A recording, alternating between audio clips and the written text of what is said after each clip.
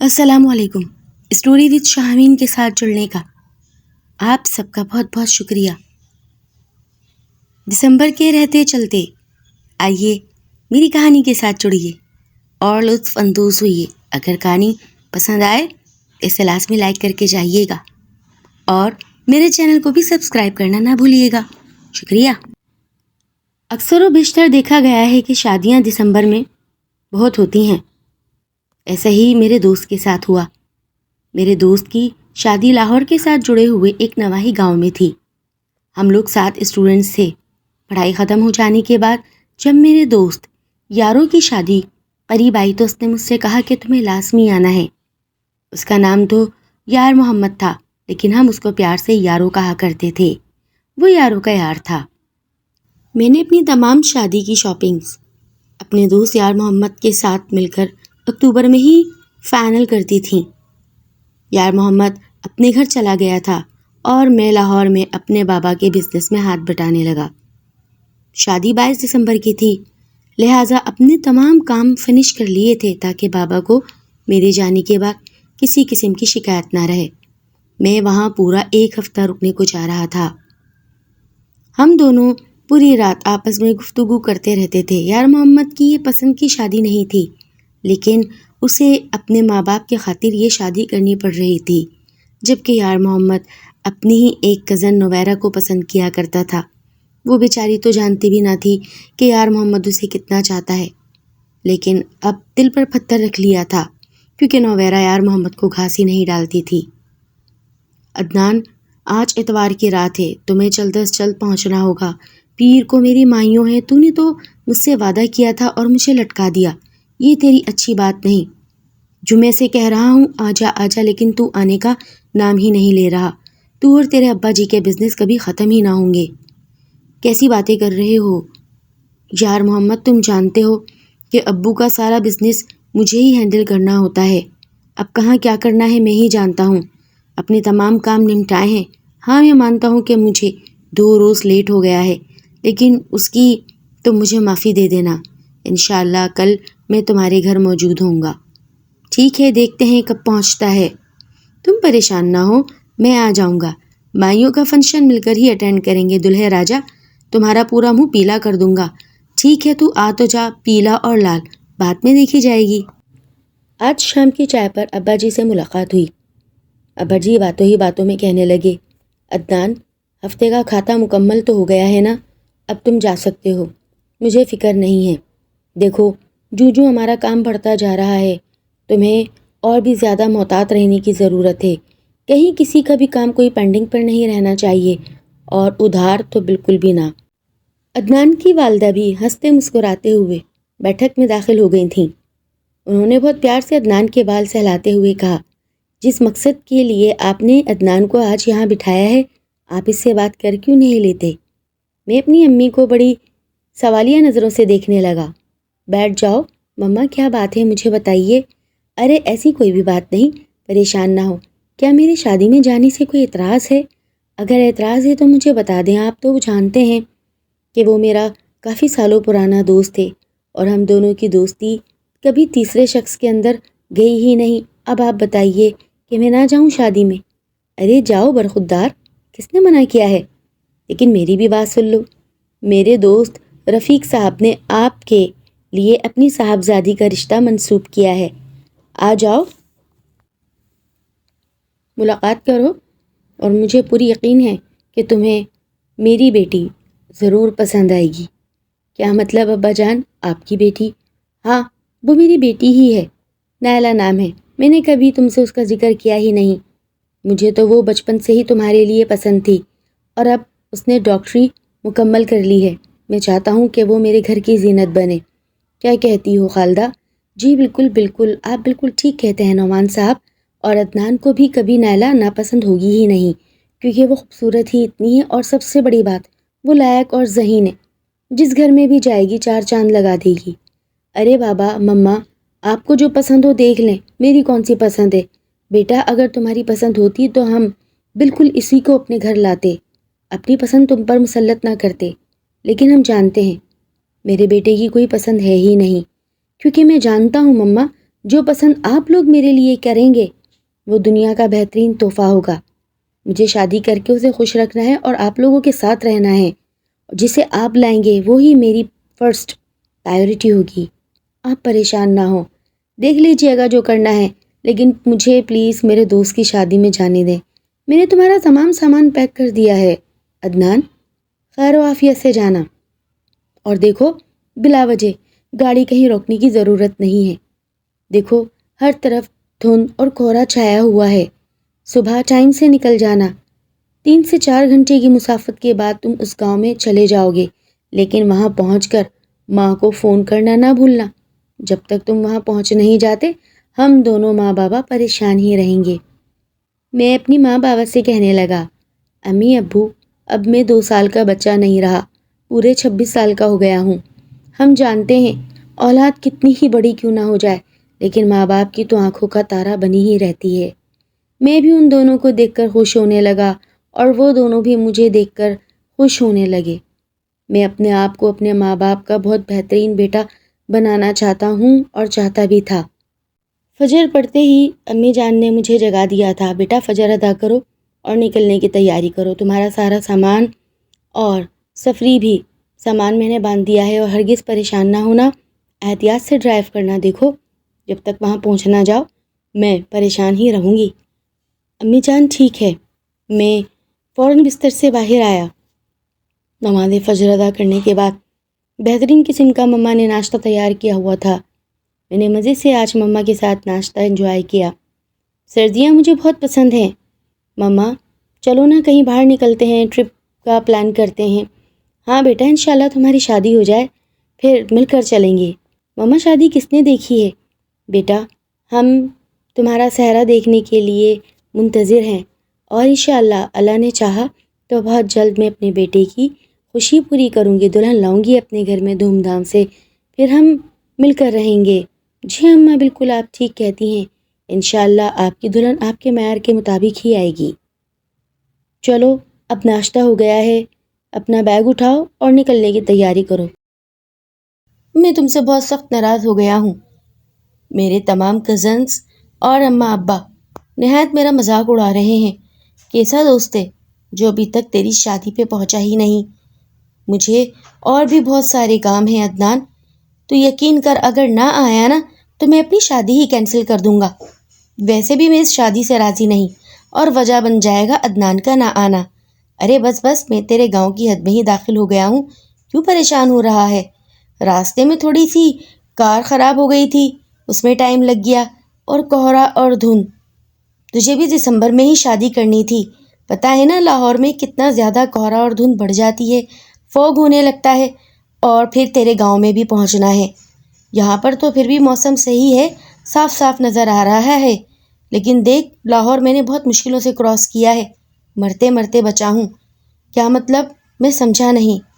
ارے سامنے سے آتی کار مجھے بچاتے خود کھائی میں جا گری، اور تو دیکھ پھر وہاں ریسکیو پہنچی، 1 سے 1.5 گھنٹہ مجھے وہاں لگ گیا۔ ساری تفصیل میں آ کے بتاؤں گا۔ یہ خبر سنتے ہی یارو بہت زیادہ پریشان ہو گیا تھا۔ وہ جانتا تھا اگر عدنان کو کچھ ہو گیا تو اس کے ماں باپ اسے زندہ چبا جائیں گے۔ بہت زیادہ پریشان ہو گیا تھا۔ کیا ہوا یارو؟ سب خیر تو ہے نا بیٹا؟ ماں اصل میں دیکھو عدنان کے ساتھ کتنا بڑا کرشمہ ہو گیا، لیکن ساتھ ساتھ ایک بیڈ نیوز بھی ہو گئی، کار بیچاروں کی کھائی میں جا گری، نہ جانے بچے ہیں یا مرے ہوں گے۔ یارو کی ماں نے ایک دم سے اپنا سینہ پکڑ لیا تھا۔ اللہ خیر، اللہ نے بچایا، اور اللہ سے دعا ہے کہ وہ بھی صحیح ہوں۔ امی حادثات تو ایسے ہی بڑھتے چلے جا رہے ہیں، کیا کر سکتے ہیں، قدرت سے کوئی نہیں جیت سکتا۔ ہاں بیٹا سب کچھ اس اوپر والے کی ہی منشا کے مطابق ہوتا ہے۔ آدھا گھنٹہ نہ گزرا تھا کہ عدنان یار محمد کے گیٹ پر تھا، کار کا ہارن دیے پہ دیے جا رہا تھا۔ یاروں کی تو خوشی کی انتہا ہی نہ تھی۔ وہ بھاگتا ہوا گیٹ کھولتا ہے اور دروازہ کھول کر فوراً عدنان کو باہر نکال کر اس کے گلے لگ جاتا ہے۔ ڈھول والے سے کہتا ہے کہ خوب ڈھول بجاؤ، میں اپنے دوست کے ساتھ ناچوں گا۔ سارے کزنز اکٹھے ہو گئے تھے اور ڈھول بجنے لگا تھا۔ عدنان کی بھی ماری خوشی کی انتہا نہ تھی۔ چل یار اندر چلتے ہیں، یہ تو نے کیا میرے استقبالیہ کے لیے ڈھول والا بلا کے رکھا تھا؟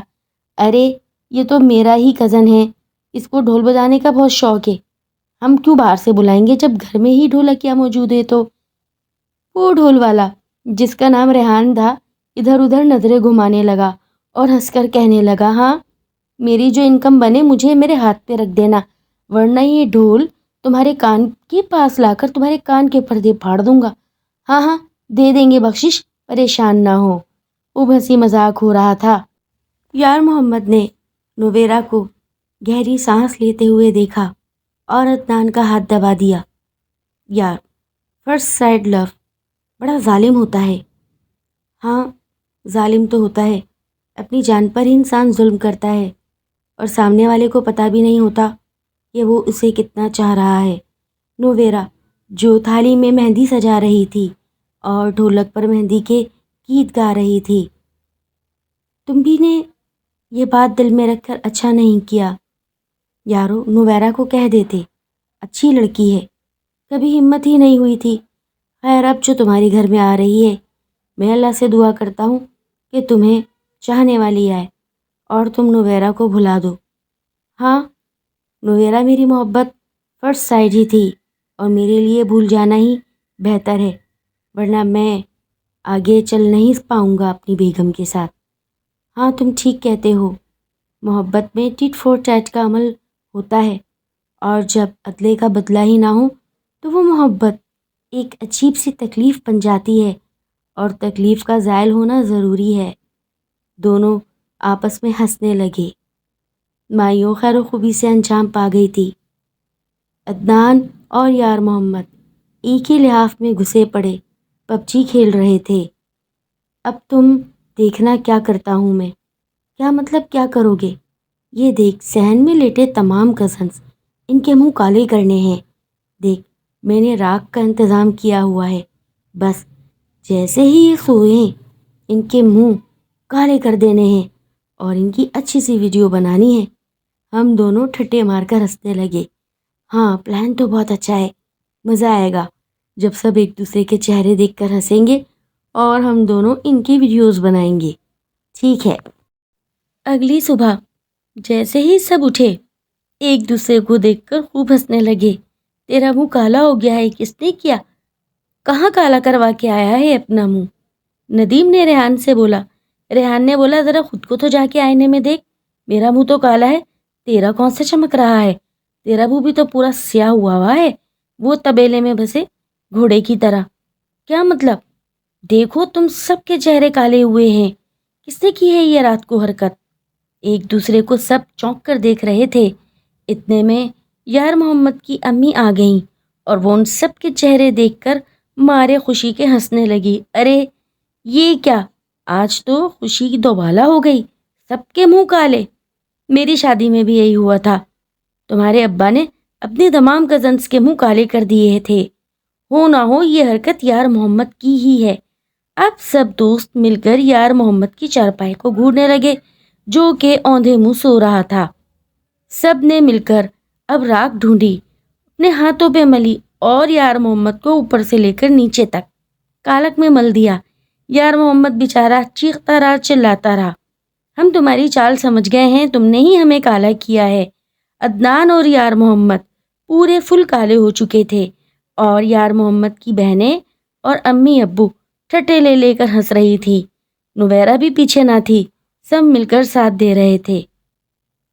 اب سب کو مزے سے ٹھنڈے ٹھنڈے پانی سے دھند میں نہانا پڑ رہا تھا۔ نہانے کے بعد گرم گرم ناشتہ کیا اور جہیز بھی پہنچنے ہی والا تھا۔ آج سارا دن جہیز کی اٹھک پٹک میں ہی گزر گیا۔ اگلا دن بارات کا تھا۔ صبح سے ہی ڈھول بج رہا تھا، مہمانوں کی آمد سے پورا گاؤں گونج رہا تھا۔ مزے مزے کے پکوان اور ان کی اٹھتی خوشبو ناک کے نتنوں میں ایسے گھس رہی تھی کہ بھوک سے بدحال سب لوگ برداشت کرے بیٹھے تھے۔ ہمارے یہاں رواج ہے کہ گاؤں میں تمام لوگوں کو کھانا کھلایا جاتا ہے اور اس کے بعد بارات لے کر نکلتے ہیں۔ بارات نکلنے سے پہلے دولہا مسجد جاتا ہے، پیش امام کو حاضری دے کر ان سے ڈھیروں دعائیں لیتا ہے۔ نوافل ادا کرتا ہے اور پھر بارات لے کر ہم نکل جاتے ہیں۔ ظہر کا وقت ہو گیا تھا اور بارات اب برابر والے ہی گاؤں جا رہی تھی۔ بہت بڑی بارات تھی۔ پوری بارات میں پورے راستے لڈیاں اور ڈھولکی چلتی رہی۔ بگی پر سوار لوگ اتر اتر کر وقفے وقفے سے ناچتے رہے۔ یار محمد کی خوشی کی کوئی انتہا نہ تھی۔ عدنان اور یار محمد بھی وقفے وقفے سے نیچے اتر کر ناچتے اور پھر واپس بگی میں آن بیٹھتے تھے۔ کچھ ہی لمحوں میں یہ بارات اب گاؤں میں داخل ہو گئی تھی اور نکاح ہو گیا تھا۔ چوہارے بٹنے پر یار محمد بے پناہ خوش تھا۔ بارات کی واپسی خیر و خوبی سے انجام پا گئی تھی۔ 7 بج رہے تھے جب عدنان کا فون رنگنگ ہونے لگا۔ عدنان نے فون ریسیو کیا۔ آگے سے ایک گھبرائی آواز بولی، جلد از جلد ہاسپٹل پہنچو، تمہارے ابو کو ہارٹ اٹیک آیا ہے۔ یہ کہتے ہی فون بند ہو گیا اور عدنان صدمے سے زمین پر جا بیٹھا۔ یار محمد فوراً عدنان کی طرف بھاگا۔ سب ساتھ ہی بیٹھے ہوئے تھے۔ کیا ہوا عدنان، سب خیر ہے؟ خیر نہیں، ابا کو ہارٹ اٹیک آیا ہے اور مجھے نکلنا ہوگا۔ یار محمد جو ساتھ بیٹھتے بیٹھتے یہ سب بات سن رہا تھا، بیبی ساتھ چلوں گا۔ اماں جی، ہمیں ابھی نکلنا ہوگا۔ عدنان کے ابا کو اٹیک آیا ہے، اسے میری ضرورت ہے اور میں اسے اس موقع پر چھوڑ نہیں سکتا۔ یار محمد کی امی اسے منع نہ کر سکیں کیونکہ وہ دونوں گہرے دوست تھے۔ ٹھیک ہے، خیر سے جاؤ، میں فوراً تمہارا سامان پیک کر دیتی ہوں اور کپڑے بھی رکھ دیتی ہوں۔ فٹافٹ پیکنگ کر لینے کے بعد عدنان نہ چاہتے ہوئے بھی یار محمد کو اپنے ساتھ لیے جا رہا تھا۔ خاموش تھا۔ اس کے دل میں بہت کچھ سوال آ رہے تھے، لیکن یار محمد کی طرف دیکھتا اور خاموشی سے کار ڈرائیو کرنے لگتا۔ راستے میں اچانک بارش شروع ہو گئی تھی۔ سفر کافی طویل ہے، احتیاط سے گاڑی چلانا، اب تو بارش بھی شروع ہو گئی ہے۔ یار محمد گھبرائے ہوئے انداز میں چاروں طرف دیکھ رہا تھا۔ اتنی دھند میں اتنی طوفانی بارش، ایک دم دن میں سیاہ چٹ اندھیرا چھا گیا تھا۔ دھند کے اندر گاڑی کی ہیڈ لائٹس اور موٹی موٹی بارشیں اس میں واضح نظر آ رہی تھیں۔ اچانک کچھ ایسا ہوا کہ ایک دم سارا ماحول ہی بدل گیا۔ سامنے سے آتا ہوا برق رفتاری کے ساتھ تیز کتا کار سے آ ٹکرایا۔ عدنان نے ایک دم بریک لگا دی تھی۔ ابے، اتنا بڑا کتا! ہاں، میں بھی یہی دیکھ رہا ہوں۔ دیکھ، نیچے اتر کے دیکھتے ہیں کیا ہوا۔ ارے، ہمارے پاس تو کچھ ایسا سامان نہیں، ہم تو گیلے ہو جائیں گے۔ پر دیکھنا تو ہے نا، اسے راستے سے ہٹائیں، مر گیا یا بچ گیا، دیکھو کیا ہوتا ہے۔ تم کار میں ہی بیٹھو، میں دیکھ کر آتا ہوں۔ نہیں، دونوں ساتھ چلیں گے، ایسا نہ ہو زخمی حالت پہ تمہارے اوپر جھپٹ جائے۔ چلو ٹھیک کہتے ہو، دونوں ساتھ چلتے ہیں۔ عدنان نے اپنی کار کے سائڈ پر رکھی پستول اٹھا لی تھی کیونکہ وہ جانتا تھا کہ کتے پاگل ہو کر حملہ بھی کر دیتے ہیں، کچھ بھی کرنا پڑ سکتا ہے۔ آسمان پر بجلی چمک رہی تھی۔ اس سیاہ گھوپ اندھیرے میں کار کی ہیڈ لائٹس، مدھم پیلی روشنی، ایک خوفناک سا منظر بنا ہوا تھا۔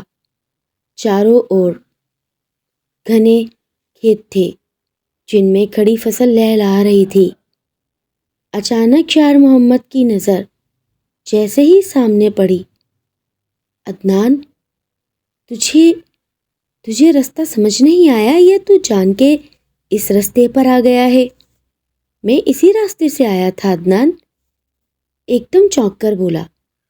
کیا ہوا یار محمد، کیا میں غلط ڈائریکشن پر جا رہا تھا؟ تجھے یہ سامنے اتنی بڑا لوہے کا دروازہ نظر نہ آیا؟ یہ تو بالکل قبرستان کے پاس گاڑی لے آیا ہے۔ ہاں، یہ کیا؟ مجھے تو واقعی میں نظر نہیں آیا۔ میں نہیں دیکھ سکا تو نے بھی نہیں بتایا. گاؤں تو تیرا ہے نا؟ ہاں لیکن میں تیری ہی خیالوں میں گم تھا. کیوں؟ میرے خیالوں میں کیوں گم تھے؟ دل میں دعا جو کر رہا ہوں ابا خیریت سے ہوں. ہاں یہ تو ہے. عدنان کی آواز بہت دھیمی تھی. چلاؤ کتے کو تو دیکھیں. جیسے ہی دونوں فرنٹ پر آئے. ارے کہاں گیا کتا؟ نیچے جھک کر دیکھا، وہاں بھی نظر نہ آیا. دائیں بائیں جانب کہیں نظر نہ آیا. یار محمد کی چھٹی ہیس کام کرنے لگی. عدنان گاڑی میں بیٹھو، پریشان نہ ہو. کتا تھا شاید یا ہمارا وہم. سامنے سے آتی ہوئی لرزہ خیز چیخ نے یار محمد اور عدنان کو چونکا دیا تھا. اتنی ڈراؤنی آواز، ایسا لگتا ہے کوئی لڑکی درد سے چلا رہی ہے. ہاں یار محمد، ہو نہ ہو کسی تکلیف میں ہو. آؤ اندر چل کر دیکھتے ہیں. نہیں، مجھے تو کچھ اور ہی لگ رہا ہے. دن کے 2:30 بجے ہیں. دن کے 2:30 بجے اس قبرستان کے اندر کیا ڈر لگ رہا ہے؟ عدنان نے یار محمد کو دیکھا. نہیں، وہ اصل میں کچھ چھپا رہے ہو. نہیں نہیں چلو. میں کیوں چھپانے لگا؟ یہ دیکھ رہے ہو میرے ہاتھ میں گھوڑا. اور اب وہ قبرستان کے مین دروازے کو کھولتے ہوئے اندر داخل ہو گئے تھے. جا بجا چاروں طرف جھاڑیاں کھڑی تھیں. یکدم دوبارہ وہی نسوانی آواز ان دونوں کے کانوں سے ٹکرائی. مجھے چھوڑ دو، جانے دو. وہ دونوں اب مکمل یقین کر گئے تھے کہ یہ لڑکی کسی انجانے خطرے میں ہے، یا اس کو اغوا کر کر یہاں لایا گیا ہے اور اس بارش کا فائدہ اٹھایا جا رہا ہے. وہ دونوں تیز تیز اس نسوانی آواز کا پیچھا کرتے ہوئے جگہ ڈھونڈنے لگے. یہ ایک موٹا سا برگد کا درخت تھا. یار کہاں سے آ رہی ہے آواز؟ کہیں کچھ دکھائی بھی نہیں دے رہا. اونچک نیچک کتنی جگہ ہم نے دیکھ لی اور جھاڑیوں کے آگے پیچھے بھی کچھ نہیں. کوئی ہمارے ساتھ مذاق تو نہیں کر رہا؟ کسی کو کیا سوچی ہمارے ساتھ مذاق کرے؟ اور اتنی طوفانی بارش میں جہاں بجلی بھی چمک رہی ہے تو رونگٹے کھڑے ہو رہے ہیں، اور اوپر سے ہم قبرستان کے بالکل بیچ میں کھڑے ہیں. چلو آؤ چلتے ہیں. کچھ نہیں ہے ادھر، ہمارا وہم ہے شاید.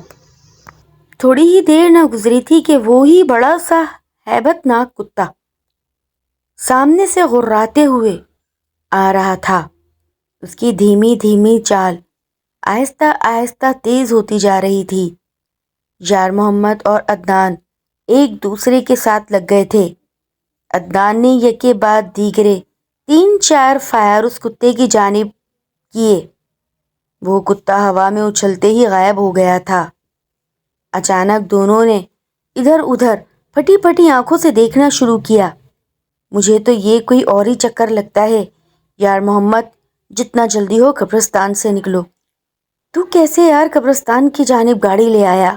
اچھے خاصے راستے سے ہٹا ہے تو پتہ ہی نہیں چلا. دونوں اب تیز تیز قدموں سے قبرستان کے باہر کی جانب بھاگ رہے تھے. پیچھے سے آتی ہوئی ہنسی اور قہقہے نسوانی آواز کے ان دونوں نے بھاگتے ہوئے ایک دوسرے کو پھر دیکھا اور گویا ہوئے ابھی تو یہ رو رہی تھی، اب یہ ہنس رہی ہے. یار جلدی کر، ہمیں یہاں اب ایک پل نہیں رکنا.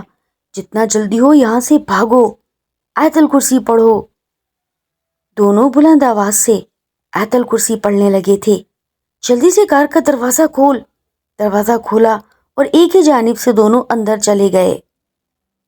کار سٹارٹ کی، بیک ریورس کیا اور اب اوپر کی جانب روڈ پر چڑھا دی. یہ ہم نیچے کیسے اتر آئے پتہ ہی نہیں چلا.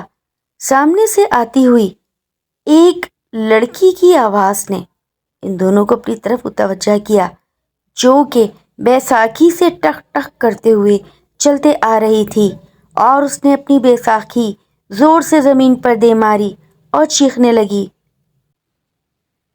یار محمد بہت زور سے چیخا، عدنان جلدی کر جلدی، یہ دیکھ یہ کتا بنتا جا رہا ہے، ہاں یہ تو جھک کے بیٹھا ہے۔ ان کی آنکھیں صاف دیکھ رہی تھیں، بہت تیز کار بھگائے لے جا رہے تھے اور وہ کتا بن کر ان کے پیچھے ہائی وے تک دوڑا تھا۔ ہائی وے پر جیسے ہی کار چڑھی، نہ جانے وہ کہاں ہوا میں زائل ہو گیا۔ کچھ دیر گزری تھی کہ سامنے چائے کا ڈھابا نظر آیا۔ دونوں نے کار اب چائے کے ڈھابے کے پاس روک دی تھی۔ چائے کے ڈھابے کے اندر داخل ہونے کے بعد دونوں نے چائے کا آرڈر دیا اور خاموشی سے ساتھ لگی چارپائی پر جا بیٹھے۔ کتنی تیز طوفانی بارش ہو رہی ہے، ایسا لگتا ہے سارا گاؤں بہا لے جائے گی۔ شکر ہے عدنان، اللہ تعالیٰ نے ہماری جان بچا لی، ورنہ میری تو خیر تھی، میں تمہارے ماں باپ کو کیا جواب دیتا۔ اللہ نے بڑا کرم کیا۔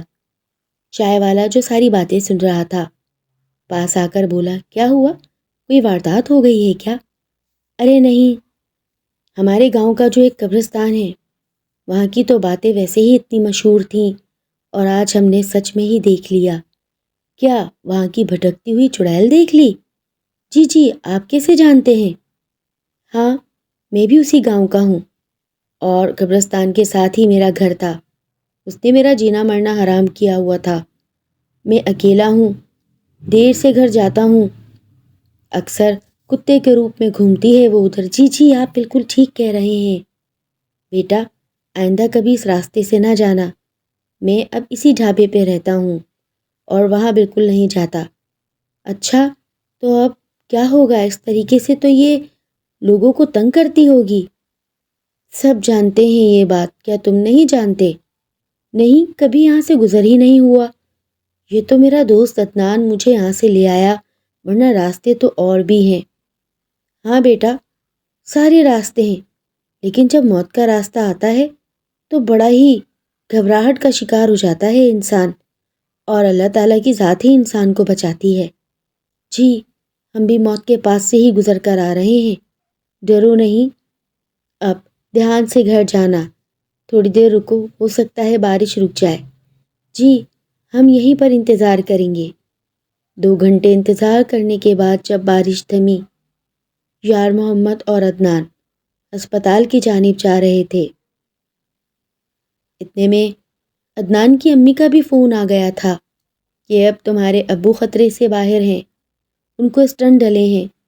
اچھا امی، شکر اللہ تعالیٰ کا، آج تو 2 قیمتی جانیں بچ گئیں۔ عدنان کی ماں کچھ سمجھ نہ سکی کیونکہ وہ بھی جلد بازی میں تھیں، ان کو بھی کچھ سمجھ نہیں آ رہا تھا۔